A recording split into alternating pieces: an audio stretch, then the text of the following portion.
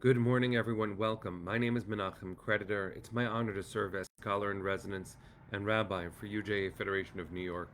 We bring you Torah and music, blessing, and community every weekday. We've been doing so since March 18th, 2020. Today is Thursday, October 31st, 2024. That's more than 4.5 years of Torah every single morning, where we find each other and say good morning. We face the world as it is, raise it just a little bit higher as a community. Finds each other and takes care of each other. So, good morning, Michelle and Susie, Adele, Arlene, Penny. It's good to see you. It is broadcast 1165. Jonathan and Adrian, Barbara and Anya, Amy, Tara, Sunday, and Marsha, good morning. Good morning, friends. It's good to see all of you. I hope that you and yours are safe and well. Let's say good morning to a few more friends and then we'll get started with some Torah. Peter and Arlene, Lydia, good to see you. Stan, hi. Minna, welcome, welcome. Hi, Judy. It's good to see you. Hi, Barrett. Hi, Robin. All right. Let's take a breath, sing a blessing, learn some Torah. Hi, Iris.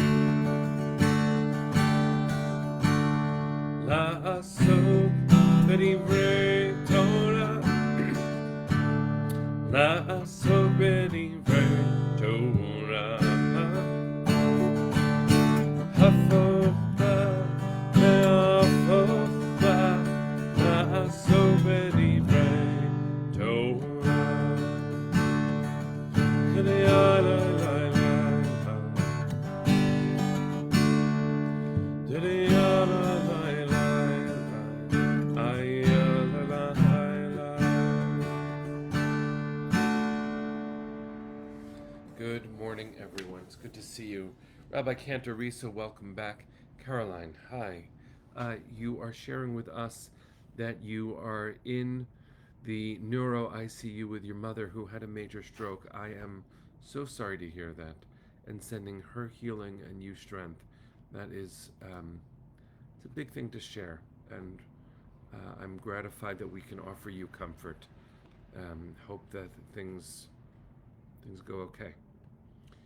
Jack, you're sharing that your son Sean is joining 5 local musicians for a music mission to Israel, sponsored by the Akron Jewish Federation, to provide comfort and support through music. Bless him, bless all of them, and thank you for sharing that with us.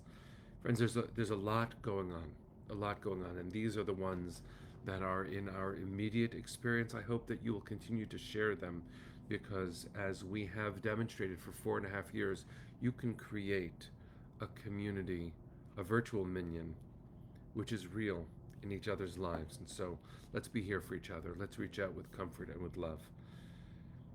There's a lot to say. It's broadcast 1165. It is day 391 since the war began. It's Parshat Noach. Amy, you're leaving for Israel on Monday. Travel safe. I'm leaving for Israel a week from Saturday night. I hope all of us will find opportunity this coming year to be on our way. Back to the Parsha. I'd like to channel a teacher of mine, Rabbi Tali Adler, who is a teacher in many communities, Congregation Re'im Aluvim in Manhattan and also at Hadar. She has a commentary. She's writing this year's Torah commentaries for Hadar. They distribute a beautiful collection. Last year was my friend Rabbi David Kasher, and this year is Rabbi Tali Adler, and she is extraordinary. Please, friends, look for her Torah. Her comment on Noach is particularly striking, and I'd like to channel it. I'm not quoting her, but everything I'm saying is inspired by her. Noach includes the story of the flood and then a promise, and we tell the story in a certain way. God's promise not to destroy the world again is often seen as merciful, but the way Rabbi Adler teaches is very plain-spoken and hard to hear, actually, which is to say, how do we live in a world where there's no flood that will reset the evil? I want to ask that question again. How do we live in a world where there will not be a flood to reset the evil? What human merit, she asks, balances the horrific stuff that we see and experience? And she offers a very stark answer. Nothing. Nothing. Nothing will balance the evil. In fact, Rabbi Adler uses the example of Jonah, the book of Jonah, to make this point. Jonah is upset that God will forgive the city of Nineveh. And God's response is, you're so upset. There are so many people who live there. 130,000 human beings live in Nineveh who don't yet know the difference between their left and their right hands. God doesn't say Nineveh repented, so I will have mercy. There is justice and I will forgive. That's not what God says in the book of Jonah. And that's not what God says in our parsha either. After the flood, God promises not to destroy the world again, which means there's no reset coming. As Rabbi Adler says, and I was so struck by how she said it, murderers and children of victims will have to live together in this world that will not be reset. The question is not where is God, the question is where are we? And in each succeeding generation, we have to find a way to live in this world. We do. I know that's not the kind of inspiration and comfort that you might expect from a rabbinic interpretation of the Torah, but in fact, it is a compulsion. It should be ultimately motivating for us to not only be as good as we possibly can, and we must, but also to recognize that there will have to be a way forward with the people who live on earth. There will have to be a way to live together. What prompts the destruction of the temple, God forbid, what prompts the destruction of the world through the flood at the beginning of this week's Parsha is human cruelty. God is so disappointed that God created humanity. The Torah says this, that God brings the flood, and promises at the end, based on understanding that humanity won't suddenly be kind. We won't be kind. The Torah says we're not going to be kind, that the inclination of a human being is to not be kind. And we know, look at books like Lord of the Flies, look at global society, look at American society. When the norms are eroded, when the things that keep a society civil erode, when the harshness and cruelty of discourse, when the disparaging way that politicians can speak about other human beings, when that becomes the norm, we are in danger the way Pirkei Avot, a Jewish text from 2,000 years ago, worried. Remember, the command, the teaching of Pirkei Avot is that we have to, as Jews, seek the stability and strength of the government without which people will tear each other apart. And yes, Kim, I'm going to quote you quoting our beloved prophetess Rachel Goldberg. Kindness is mandatory. Hope is mandatory. But it is so important for us to recognize that hope is going to be something we do, that we generate. Kindness is something we must generate if we want to see it. Justice is something we must be responsible for and demand if there is any hope for a future, because there will not be a flood. And of course, we don't want a flood. A reset would be universally destructive. And God says, that's not what I'm going to do anymore. Again, Rabbi Adler's question, what merit is there to balance out all the cruelty?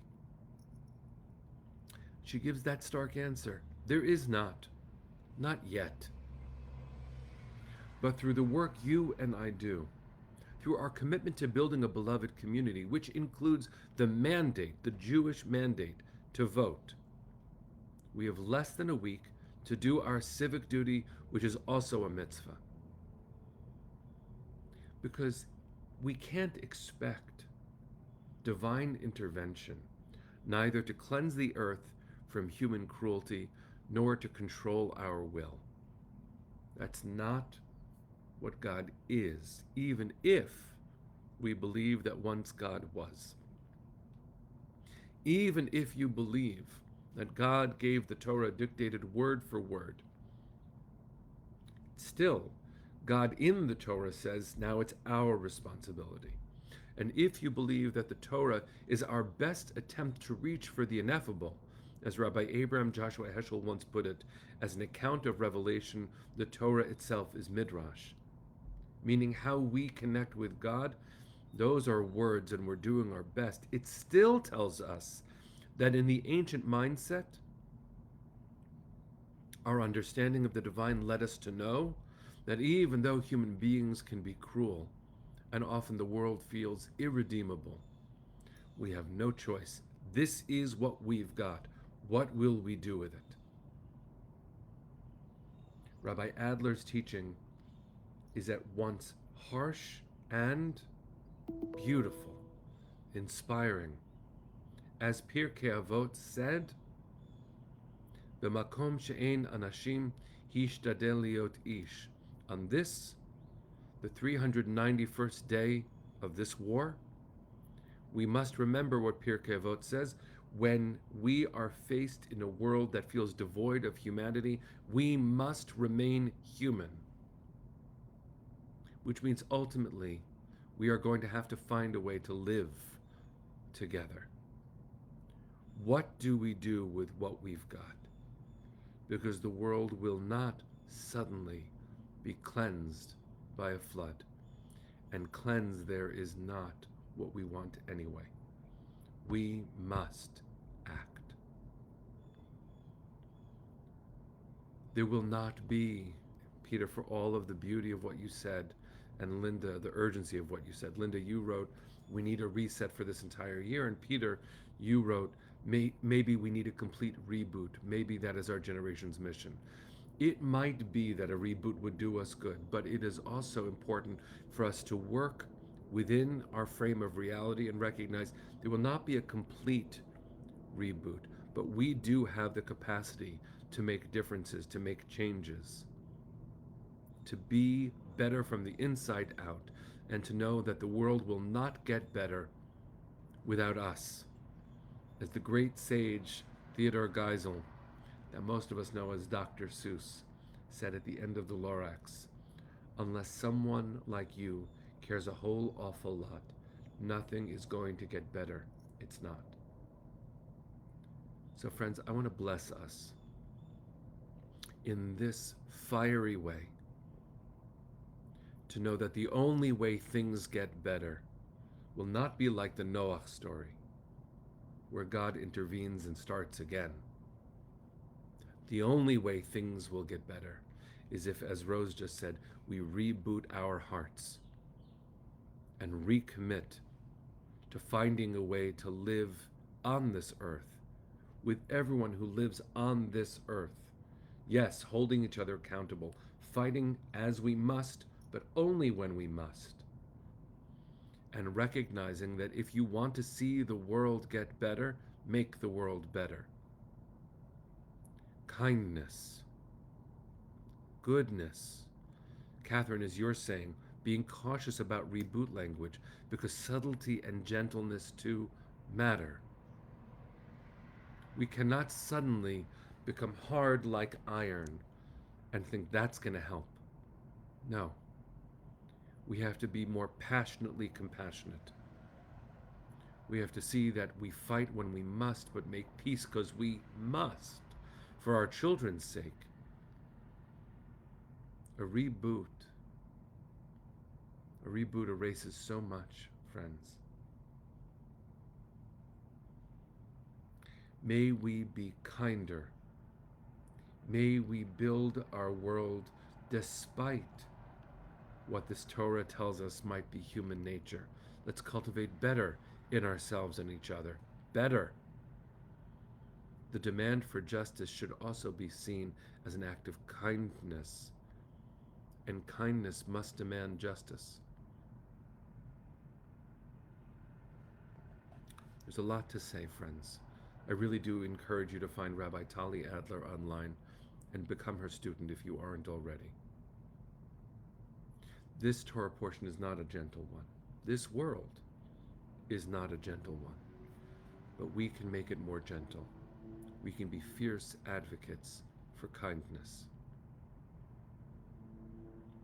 May it be so. May we be brave. And may we succeed a little bit too. No need for a flood, please God. We ask God to zocher habrit v'ne'eman bivrito. When you see a rainbow in the sky, we say, God, you remembered your covenant. V'ne'eman bivrito, you're faithful to it. V'kayam b'ma'amaro. You fulfill what you promised. Now let's make some promises and fulfill them, friends. Send our hearts to the east. We pray for our family to be whole. Bring them home now.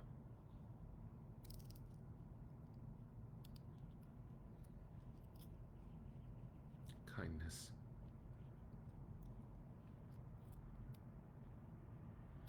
Kol hod balevav pnima nefesh Yehudi homia ulefatei mizrach kadima ayin letzion tzofia od lo avda tikvatenu hatikva bat shnot alpayim להיות עם חופשי בארצנו,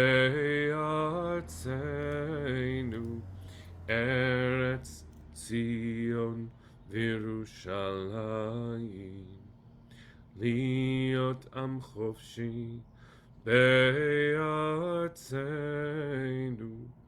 ארץ ציון וירושלים. Bring them home now. Am Yisrael Chai. See you tomorrow, friends.